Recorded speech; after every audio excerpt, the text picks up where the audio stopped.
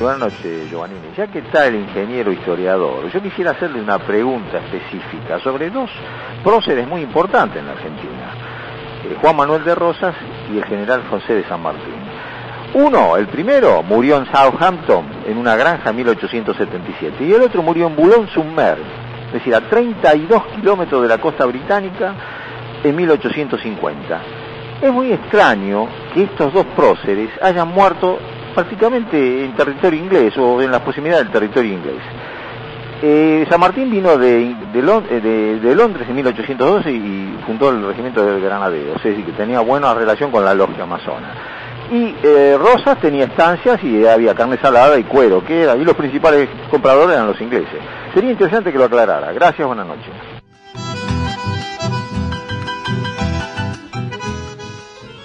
Muy bien, el ingeniero Leonardo Castañino le va a responder a este oyente. Sí, en todo caso, lo de San Martín, lo de la logia masónica o no, que está tan discutido, lo podemos hablar en otro momento, en fin. Con respecto a lo de Rosas, que Rosas le vendía carne a los ingleses, bueno, yo la vez pasada hablé de los saladeros, que precisamente los que le hicieron la guerra, le hicieron vender el saladero, eran precisamente los ingleses. Rosas le vendía a Brasil, a Jamaica, y le vendía a los que compraban, pero no era precisamente aliado.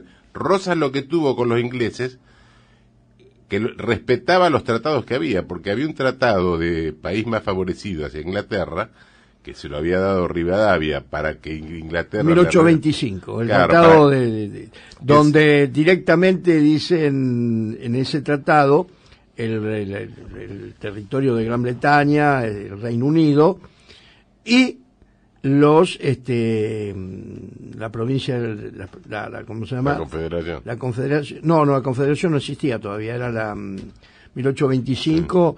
Sí, la provincia las provincias unidas del Río de la Plata, las Provincias Unidas y sus habitantes. Claro, ellos le pedían a Inglaterra que le reconozca la soberanía, entonces a cambio los ingleses pidieron ser el país más favorecido.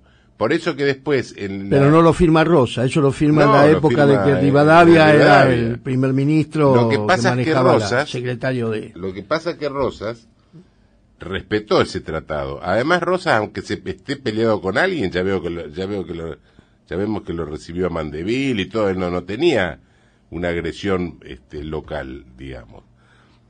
Eso de la nación más favorecida, por ejemplo, el primer conflicto con los franceses fue por eso, porque ellos querían tener las mismas prerrogativas que los ingleses. Tengo acá el texto del tratado.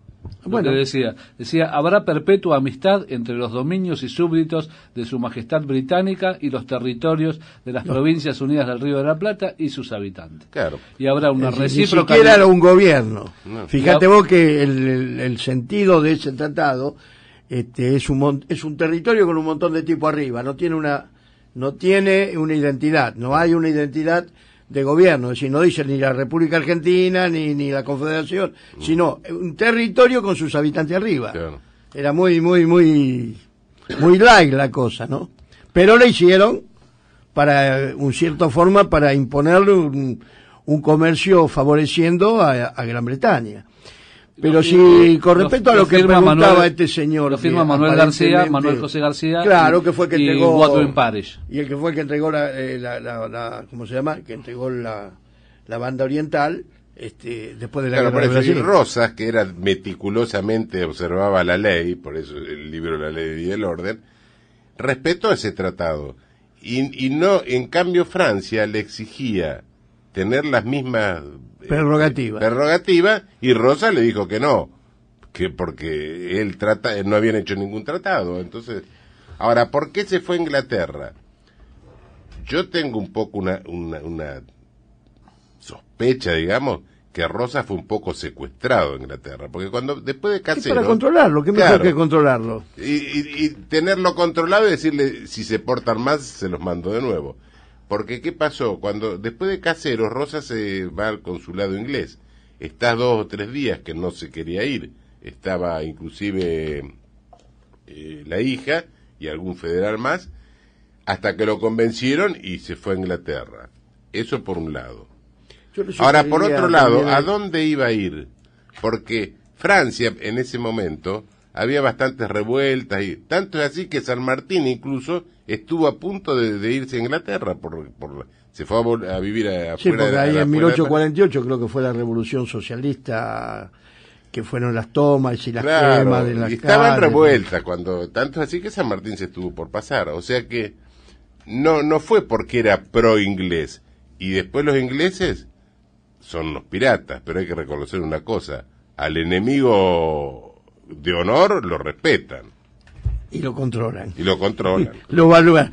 Pero con respecto a eso también, porque este señor, yo le sugeriría que lea Cartas Rosas Urquiza, sí, que son las cartas que le enviaba Rosas a través de Josefina Gómez, sí, a Urquiza, y las cartas de Urquizas a Rosas, donde se comentan toda una serie de cosas, y entre ellas donde dice Rosa que ahí lo controlaban, que él estaba controlado total. Es más, Urquiza le propone a Rosas volver, y sí, es que lo quieren, y se niega totalmente, no, porque él pensaba que era una trampa, que no querían hacer volver para después limpiarlo. No solamente Urquiza, sino que otros federales incluso decía que lo iban a esperar en el Río de la Plata, en un barco, exacto. Y Rosa dijo que él nunca se iba a ir contra un gobierno legalmente constituido. O sea que eso está absolutamente claro. Y con respecto a lo anterior, lo de San Martín, si él lee el Tratado de Punchauca, de la Serna San Martín, allí ya San Martín planteaba la unión del ejército español, o en aquella época el ejército del virreinato, del virreinato del Perú, porque aquí ya no existía el ejército español, seguía el ejército patriota, y la unión de ambos ejércitos, primero reconocían como nación más favorecida en el comercio a la madre patria España, y la unión de ambos ejércitos y marchar sobre Buenos Aires para desalojar a los intrusos del poder. Este era el tratado, que después no se cumple porque la infiltración de la masonería precisamente no estaba en el ejército argentino, estaba en el ejército español, porque la mayoría de los jefes españoles del ejército español eran masones, y esos son los que se oponen, y de la Serna era un virrey que tenía poco carácter, y de ahí fracasa el Tratado de Punchauca, que al final no se concreta. Así que creo que le falta información a este hombre con respecto a lo que dijo de San Martín, de masón y sí, aparte eso está muy discutido, porque claro, los masones los principales lo quieren llevar como masón ahora después de muerto, sí, claro, pero los principales enemigos de San Martín en la Argentina fue la masonería, sí, y Rivadavia, fueron los masones. Alvear fueron los masones. Alvear fue el que le ofreció la corona a la Gran Bretaña, y hay que San Martín lo saca del poder. Sí, Alvear incluso cuando lo mandaron a San Martín al norte, Alvear dijo es hombre muerto, como diciendo nos sacamos de encima Claro. Es más, lo quisieron destituir de Mendoza, y fue el primer 17 de octubre. Ese fue el primer 17 de octubre, porque a San Martín en Mendoza, pues Redón lo saca de gobernador, cuando él empieza a armar el ejército del norte, el ejército que después libera Chile y Perú, y lo destituye de la gobernación. Y el pueblo mendocino es el que lo impone nuevamente como gobernador.